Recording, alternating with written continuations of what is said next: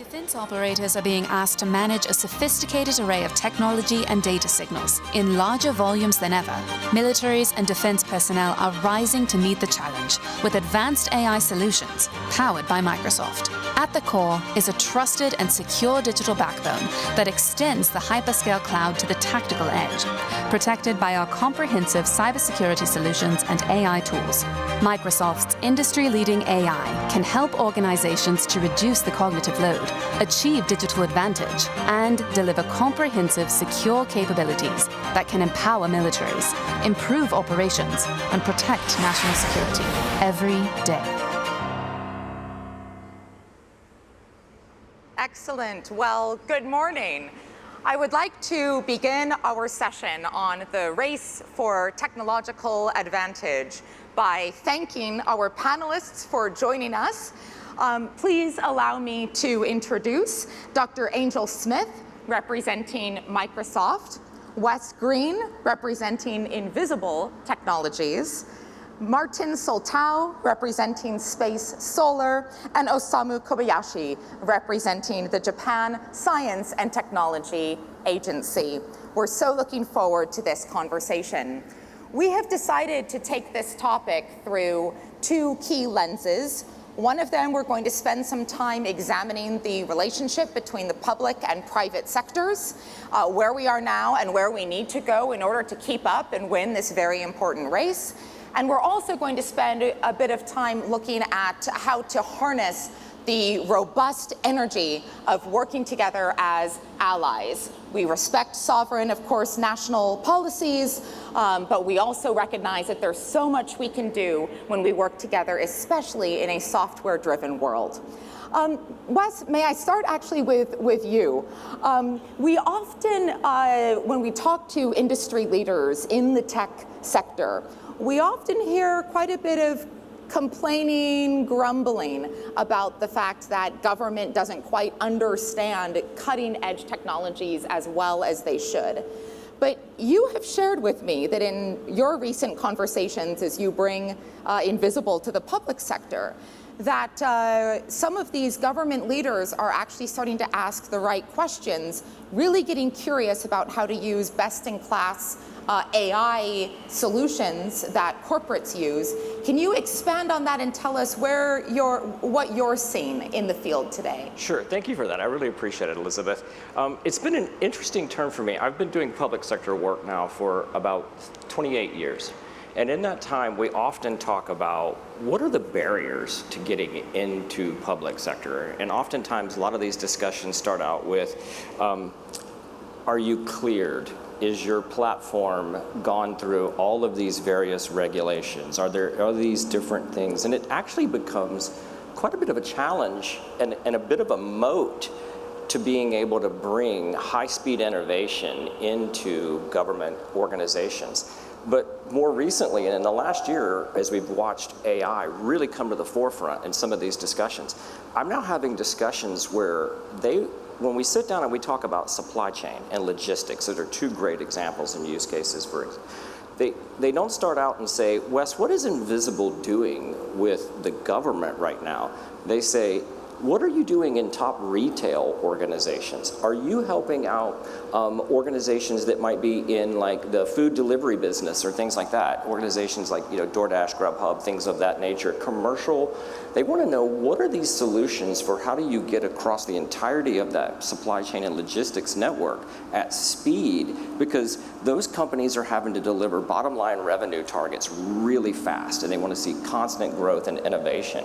And so now it's really fascinating to see those discussions really beginning to emerge, starting at not what was the old things of what you don't have, but tell me about what you're doing in all of these commercial sectors and how could we tailor those approaches to how government needs to operate within its regulatory framework.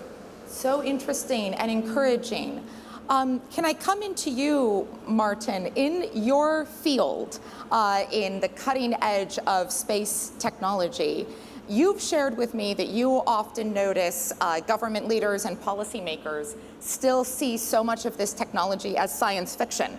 But the reality is a lot of it is already here and happening. How do you go about, as the CEO of a company in space infrastructure, helping to demystify government leaders on where the technology actually is today?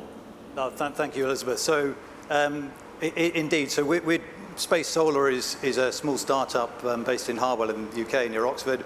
We're developing space-based solar power. So this is something that has been science fiction for decades, but not in the way that you might think, not Star Trek. It's been technically viable for many, many decades. It's the economics and the finance that's been the barrier, complete barrier, too expensive.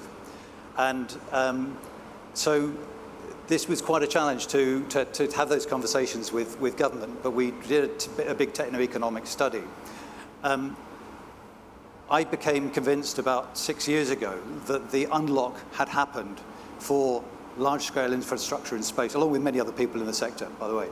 And that was all turned down to reusable rockets and the falling cost of launch. We founded Space Solar about 4 years ago as a commercial venture because we believe this needs to be done at pace in the commercial sector, but working really closely with government. We're now a company we've had about $7 million worth of investment. We've got market-leading solar power satellite technology, a great team and partners. We've got a deliverable plan to deliver our first pilot plant within 5 years, really, really short for a disruptive new energy technology. And it's validated. We've done a lot of engineering work, so this is a really grounded, the engineering and the economics. Perhaps worth just explaining why it's important in this context, defense and security. So our energy demand globally is going to quadruple over the next 25 years. Demographics, rising living standards, and particularly technology. The global data centers and AI at the moment consume exactly the same as the whole energy demand of Japan, and it's accelerating. At the same time, nations are trying to transition to low carbon forms of energy, but what's happening is, despite trillions of dollars in Europe on wind and solar in particularly, all that's happened is that we're using more hydrocarbons, more wind and solar, more nuclear, more of everything. It's not a transition. It just shows the challenge of scale. And moreover, going back to some previous conversations around critical minerals, wind, solar, batteries use huge amounts of critical minerals, 2,000 to 7,000% more than hydrocarbons or nuclear, with all the geopolitical and economic and environmental challenges that we've discussed before on this forum. And it's becoming increasingly apparent that intermittency is really expensive to make reliable. So you need to overbuild capacity, you need to have duplicated forms of backup and baseload and storage, you need to massively expand the grid transmission system things. So there are these huge structural challenges for our energy and energy transition, which are rooted in physics and economics and engineering. They're not policy. And clean, reliable, affordable energy really is the kind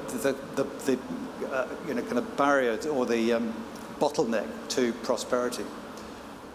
Space-based solar power is economic because if you put a solar panel into space, you generate 13 times the amount of energy that same panel does on Earth. And we're talking about very large satellites up in a geosynchronous orbit.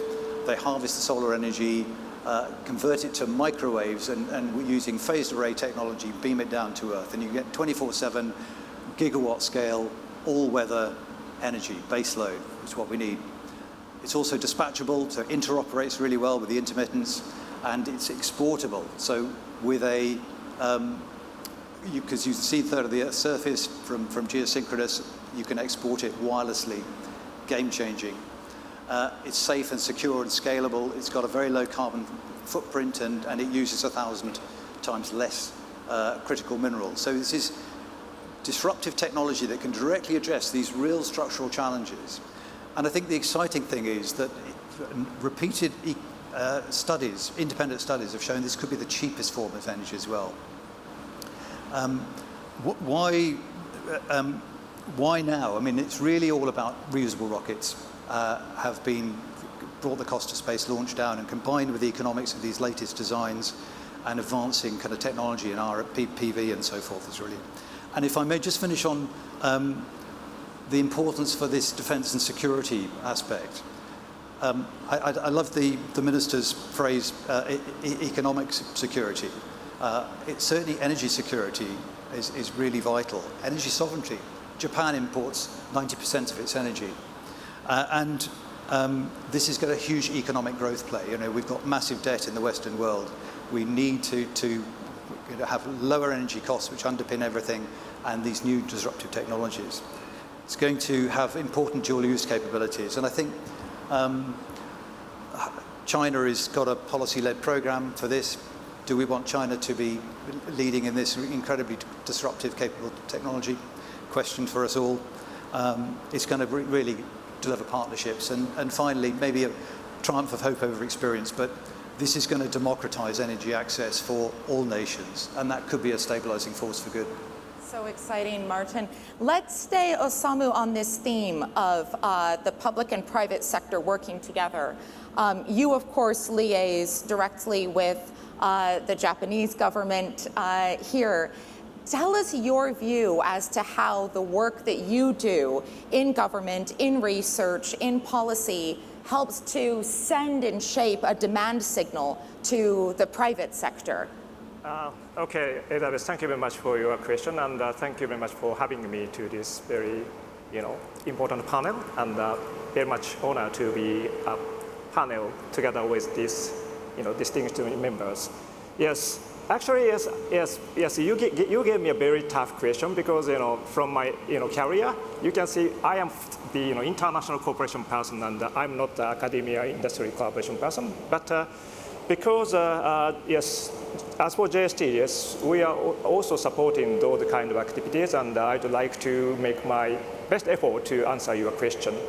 So our primary mission is to support the development of fundamental research in line with Japan's national research priorities. And these priorities include artificial intelligence and quantum and advanced materials, and energy, semiconductors, and so on. And I believe, by advancing fundamental science in these areas, and by fostering highly skilled human resources, we can provide industry not only with technological seeds, but also with a sustainable pipeline of human resources, talented human resources. And that means we can contribute to create the foundation on which industrial innovation can grow. For example, in emerging fields such as AI and quantum, we are providing substantial funding resources to build large-scale research programs for researchers all across Japan. And these investments are designed to cultivate a sustainable research ecosystem stretching from upstream basic research to downstream applications, which is useful for the industrialization research. And this ensures the breakthroughs in fundamental research can eventually translate into real industrial and societal value. At the same time, we recognize that many promising emerging areas of research remain at the high-risk stage, where private companies may hesitate to come in. Okay, so I mean here the high risk. This is not a high risk from the viewpoint of the research security, but high risk from the perspective of the industrialization potential. And in such cases, a public sector can provide the favorable funding conditions to attract industry participation, even at the earliest stage.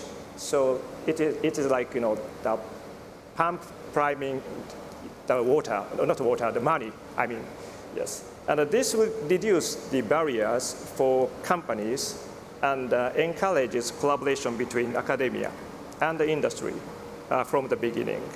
And it strengthens our long-time competitiveness in strategically important area in Japan. So this is my answer for your question. I hope this answer for your Wonderful, question. wonderful. We appreciate it so much, Osamu. And I really appreciate your note there as well, reminding us to consider talent as part of this equation, because all of us in the tech sector, of course, are very accustomed to the race for talent as being part of the equation when we're discussing these issues.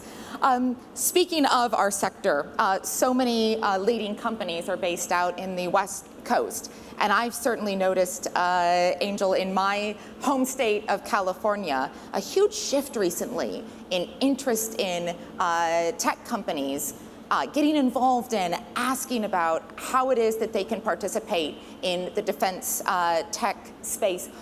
As a Seattle-based company, what are you seeing? I know you're based in Washington, but what are you seeing from that energy that's coming out of the West Coast? Is that translating into government? What's your view on where all this is headed? Yeah, it's a great question, and there are a lot of really interesting shifts that are starting to take place right now. So I would say definitely within the tech industry, but also if you take a look at the tech ecosystem that's surrounding it.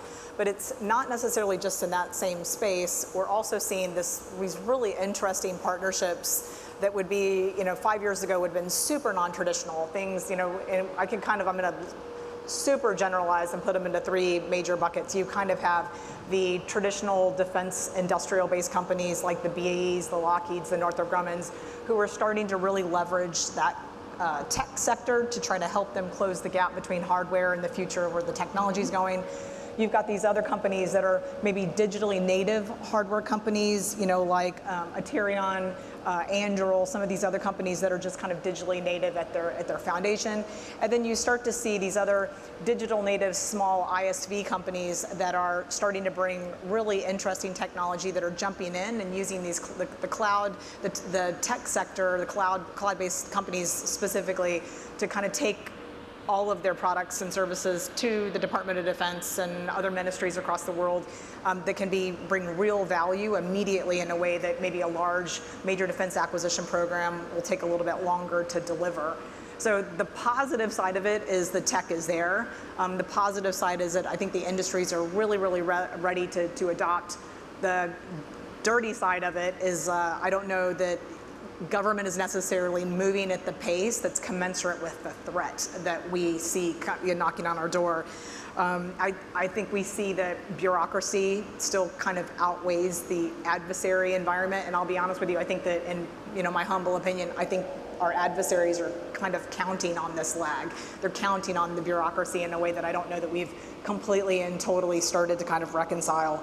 But what I would say is that if we were to even take this beyond the U.S. and the tech industry, I'll kind of point to June 1st, and if everybody is familiar with the Ukrainian Operation Spiderweb, that was a super interesting scenario that I think starts to point to where I think that the tech industry is starting to move. And to give you a little familiarity, this was the Ukrainian Ministry of Defense partnered with a company called First Contact, and they put together these small drones, and it was a really interesting combination of tactical and strategic execution, some old school TTPs kind of merged together with some new technologies.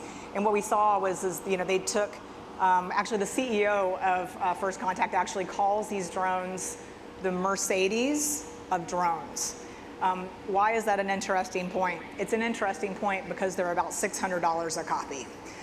It's interesting because with less than 120 of those things, which calculates to just shy of $75,000, they were able to wreak some relatively prolific havoc on the Russians in a meaningful way. And whether or not, and to give you a couple statistics, reporting anywhere between 20 and 41 different targets across 5 different bases.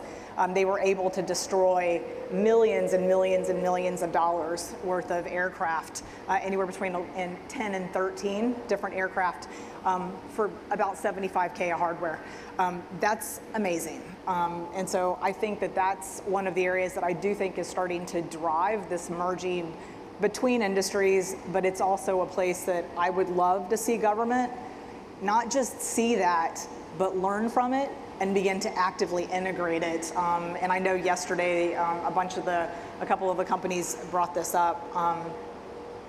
We have to be able to figure out how we start to operationalize these things, because I think we're practicing, but we're not necessarily walking the walk on an everyday basis. Yeah. Thank you for that, Angel. And can I just stick with you? I think it's time to bridge to our second theme here on the working together as allies, especially a company at the size and scale of Microsoft. You're working globally, both with countries that need to address their own sovereign capabilities and the policies and frameworks that are operate at the national level, but you also have that eye to the allied approach. What is your view on how it is that we can effectively tackle working together as allies? Yeah, this is one of the central challenges that, at least from a company, and I think I could probably also articulate this for our CSV partners. It's a big challenge because you start to see nation states that are, trying to kind of recoup what they would consider sovereignty, not just the data space, but maybe in the generative AI space. At the same time, they're trying to get closer with allied nations, and that balance is incredibly important. And so, as a company, we're spending a lot of time and effort trying to understand how can we create logical isolation and sovereign design that protects that data sovereignty, but at the same time gives, we've got a huge awareness of the threat environment. I like to always say that, Microsoft is, in some ways, has been, attacked by the adversaries for way longer than they were a threat necessarily to traditional troops. Our infrastructures have been targets for a very long time, and so this is a space that we're super familiar with, and we've been kind of working through a lot of these things. But, what's worse than a single motivated adversary? 4 motivated adversaries. And when we look at China, Russia, North Korea, Iran, we're starting to see them also partner in ways that I don't necessarily think that there's a healthy appreciation for. And I feel like the irony in that is, if we're watching them partner, but we still have so many deep gaps between how we truly partner on our side. And when I say truly partner, I mean something deeper than putting troops on a carrier strike group and operating. I mean more than, making sure that we're using each other's ports or landing each other's aircraft on each other carriers. I mean, deeply integrating at the data level, deeply integrating at the generative AI level, where we're starting to use and integrate at the solutioning on a common basis. I was a Marine for a long time. They always say, practice like you fight. And I see us practicing every once in a while. I think Palantir brought this up yesterday. Sean from Palantir made this comment that essentially says, we see them go into exercises, we demonstrate capability, but then we never see anybody actually put it into actual day-to-day operation. I think that's an area that we need to get better at. And again, I'm going to go back to, our adversaries are counting on the fact that we're not going to do it. They're good at figuring out how to work together. We're not necessarily as strong in that space. Wes, what's your view from the artificial intelligence perspective? Are we doing it as allies, or do we need to do better? I think we can continue to do better. I think that there's a lot of interesting areas to growth. I think one of the things, if I just build on one of the things that Angel said, is getting out of these siloed infrastructures and getting down to the data layer. And AI really enables you to make that real, where you can bifurcate data and move data in ways that you do protect sovereignty of certain discrete national assets that have to be protected. And we see this from governments globally, where they say, hey, we have to have certain things that are protected. Got it. Peace. Let's move forward with that. But integration at a data layer, where you're going to be moving at the speed of machine warfare, which is actually something that is doable today, I think is going to take an absolute allied approach. And you're going to have to start thinking around, how are you going to bifurcate a battle space, as we've talked about, where you're going to have compression of drone warfare potentially into a very small thing. What are you going to say? We're going to sectorize this between that Japan has this zone, the UK has this zone, and the United States has this zone? When you've got potentially tens of thousands of drones that are mixing into a very small environment very quickly, that's going to get really challenging if we don't take the steps that Angel was just talking about, and if you don't integrate that. And if I just build on one other thing that she said a little bit earlier, where we were talking about the partnerships piece of that, is tech is absolutely willing to integrate at multiple layers of this thing. And if we think about the tech stack, our company is working inside of the CSPs. We're working inside of the foundation model builders. We're also working with sovereign nations across that to help them integrate into those various layers of that. And I think you've got to use like those foundational data elements to start pulling together portions of tech to make that actually a reality. And again, you can be inside of the regulatory aspects that you have to be, but we also have to get away from some of the bureaucratic things that are outdated, and then foundationally keep us from the partnerships that will enable success like Angel was describing. Yeah. You've hit on such an important point to distinguish the difference between traditional physical technologies that have a limit for storage and time and space versus software-enabled solutions. There's no limit to time and space in ways that you can structure these solutions and capabilities. So thank you for reminding the room of that. I think it's a really important point. Martin, of course, you're on the front lines in space of some tricky policy questions around allies and adversaries and who owns and operates what. What is your view on how we're doing? What's your report card check on how we're doing as allies working together in space tech? Yeah, sort of 4 out of 10 could do better, I think, probably. So space, if we think about the kind of future in space, and there was a really good panel yesterday on this, looking at the next generation, building large infrastructure in space, dealing with both natural environment threats and potential hostile environment threats. We do need more both awareness of what is going on, transparency, and also standards and regulations to make safe and sustainable building large infrastructure in space. I think there's a really, and that's got to be international cooperation and collaboration with a vision to see what can be enabled, because it's a huge prize for all of us if we can do this. So it's been a fascinating journey trying to take space-based solar power to the government, who were initially a little rightly skeptical, but then so the UK government is now supportive. We've had the Energy Department and the UK Space Agency working incredibly well together, as well as other departments of government. And I think how do you realize a transformative, disruptive technology which is high risk, high reward, and what's the role of government? Investors, private investors, are starting to get conviction on these technologies, power beaming, building large infrastructure in space, space-based solar power. There's been $100 million gone into it in the last 6 months in North America alone. But investors really want to see government providing long-term policies, financial support, so that they're not going to be left high and dry. If they come in, they know that in the next round, this is going to be enduring. So I think there needs to have vision, ambition, and long-term policy from governments. And then there needs to be definitely what the UK government wants is to have international partnerships, which is kind of why I'm here in Japan. No better natural partner than Japan, who've actually incidentally got a really great space-based solar power program, launching a mission early next year. All credit to them. It's great. And I think partnerships are really important, and a vision from government.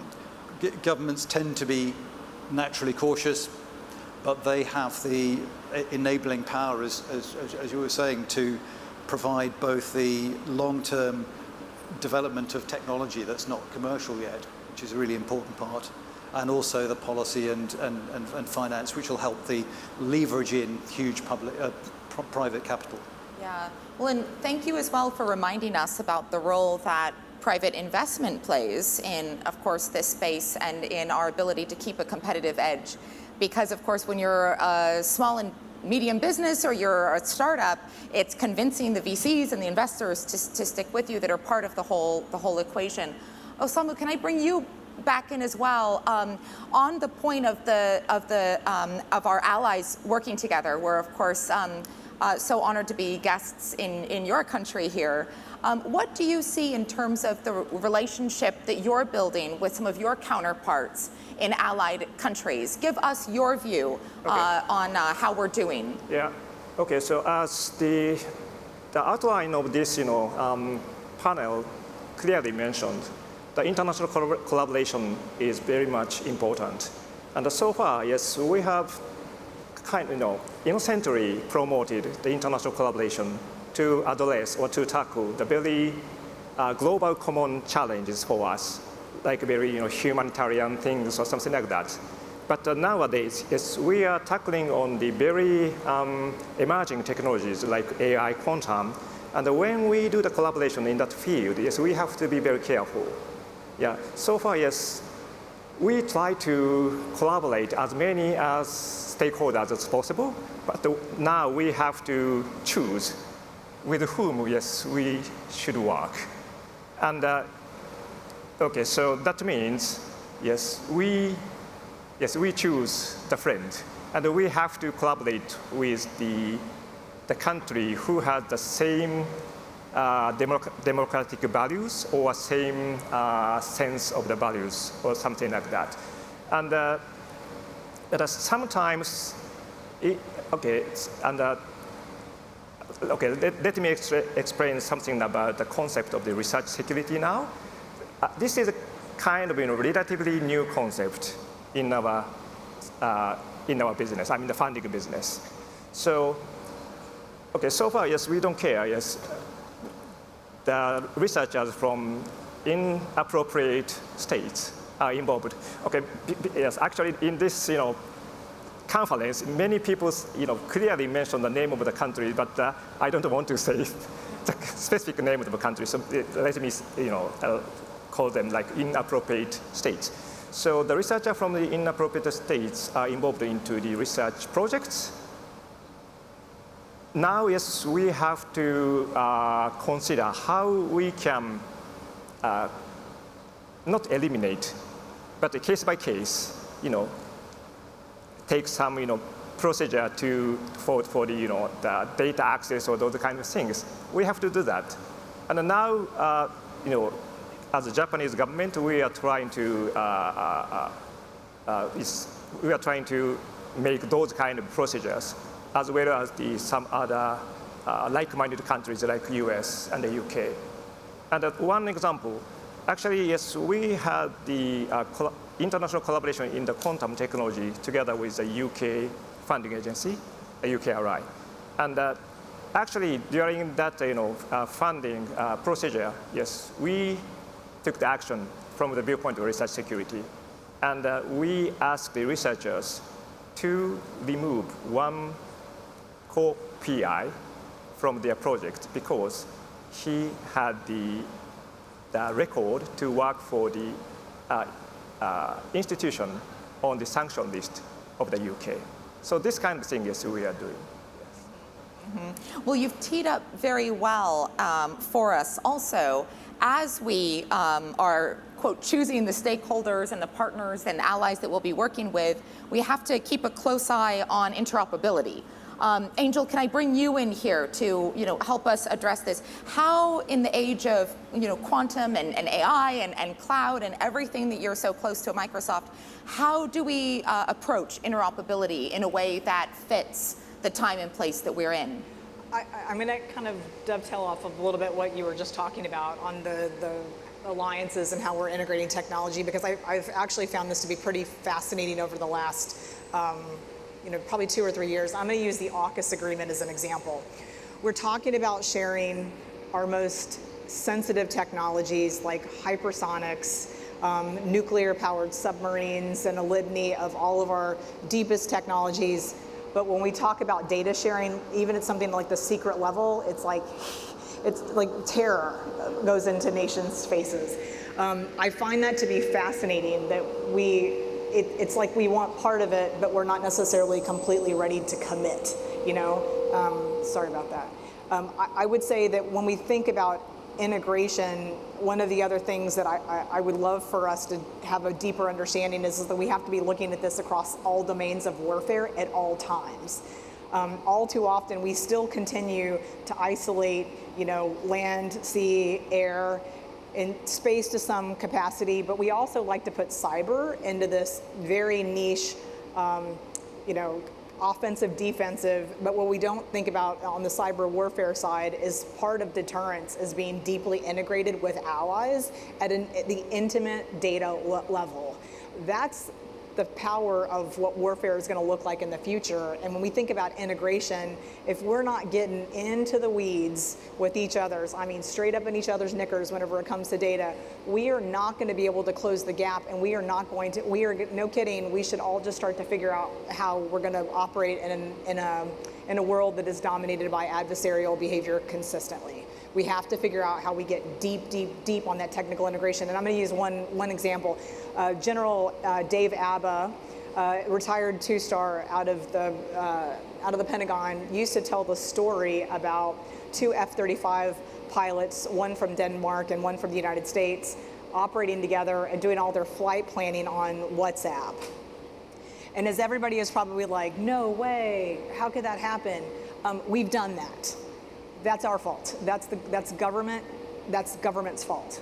When you give warfighters no other option but to operate in spaces where they have to do things that are less than completely ideal in security, what you have to do is, rather than be mad at them for doing that, take a step back and ask yourself, did we put them in the operational position to have to do that thing?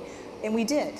We've put the most advanced fighter on the planet, and they're doing their mission planning, classified mission planning on an unsanctioned application because it's the only way they can communicate. Not their fault. That's government's fault. So I think you've provoked a couple of ideas across our panel, and I can see the nods in the room as well. Wes, I'll bring you in, and then Martin, I'll bring you in. Perfect. Thank you so much. I think it's fascinating. You just brought up a great point. The race for technological advantage can be 100% derailed by culture and by our bureaucratic norms that have said we have to have these straight-jacketed structures. And I think if you go back to, there are foundational elements already in place, like Five Eyes or other international agreements, but instead of leaning into those as a way to get to yes, we have people who decide, let's figure out ways to say no. And I think if we turn this back to the tech for a minute, the tech can actually lean into how do we get to yes. Because you can actually take AI, for Istanbul, and you can point it towards all of your policies that are already there, policies that have been sitting around for 60 years, and have it rapidly deconstruct those things. And then actually you can employ agentic AI, where that it would literally point towards the policy and say, here's how you get to yes, and surface that for a human, so a human can say, all right, I'm safe. I'm now within my risk tolerance profile because I can now lean this back into a policy thing. And so we need to be leaning into the tech to build real actionable things that would allow the decision makers that have to be able to do this to surface it. They can say, I'm not going to lose my position. I'm not going to now, as a former Air Force officer, I wasn't a Marine, I'm sorry. But as a former officer, there were times that if you did certain things in your career, it was a one mistake Air Force is what we used to call it. And so I think we can now rebase technology to help people see, I should be making this decision. I can screen in instead of screening out as you think about these policies. And how do you get to yes, not, let me stop at no. And Martin, from the perspective of existing policies that you're needing to deal with in doing the work that you're doing with Space Solar, how are you trying to encourage are you encouraging our leaders that we need to start from the beginning, or is it possible to work with the framework that we've got in your industry? I think it's possible to work with the frameworks we've got. So interoperability is key to both making something like space-based solar power realized and also gaining technological advantage, which lines up possibly a little contradictory, but I think to make it practical, we've got to have standards between, you know, the ground element and the solar power satellite, for example, so that Japan's satellite can beam power to somebody else's rectenna, and that's going to open up a vibrant market. So that's one thing. From a defense and security perspective, there are some really important applications of space-based solar power, and the cyber security elements clearly can be addressed in completely the same way as they are for other things. So this is where space has brought us ubiquitous communications and navigation, and it can bring us ubiquitous energy, both for commercial and defense and security use. But it does rely on standards and interoperability fundamentally. Okay, thank you. Angel, you wanted to come back in? Yeah, I really appreciate the discussion on space. I'm kind of a big space nerd myself, so I think one of the things I think is critically important is we often take for granted the power and the vulnerabilities that we get from space. And when we think about, you know, for example, that cell phone that's living in everybody's pocket, if I was a bad guy, first thing I would want to do would take out GPS satellites, so that way that makes everybody blind. We should be thinking, when we think about interoperability, it's also about understanding what does our resiliency play look like, and the space-based technologies are super critical, but they also require a completely different level of offense and defense that I think that across the world our adversaries are starting to get very good at. We're very good at becoming very dependent on it. I don't know that we're becoming very good at making sure that we're doing everything we can to be offensive and defensive in the space in a way that is relevant for this next generation fight. Mm-hmm. Osamu, how do you see our posture right now? Do you get the sense that we're in a more offensive posture in how we're tackling these questions, or are you feeling that we're still on the back foot? I think as we are talking about a very balanced, you know, attitude to this point. Yes, because yes, the technology is very critical, and sometimes. Yes, that's cost lives. Yeah, so we have to be very, you know, cautious how to treat the technology. So, yes, we cannot be more cautious than we are now. So yes, so this is my comment to your question. Yeah, we have to understand the power of the tools that we're building. Yes, Wes? If I circle back for just a minute to something the panel's been talking about here, we've been talking about the implementation of all of this technology. We can implement technology rapidly. One of the things we have to also think about in this process is how do we speed up acquisition cycles? How do we fundamentally change what has been a very kind of bureaucratic process? And we can do that in multiple different ways. And one of the things I'm actually encouraged by is you're actually starting to see governments ask, will you do a short-term contract with us? Which I love it. And the reason for I love it is because you think about it, in the 6 months that sometimes, or a year, that an acquisition cycle can take to build, get appropriations for funding, and then to put that on the street, give industry time to bid it, and then go through the review cycle of it. We've gone through 4 revolutions of tech, especially in AI.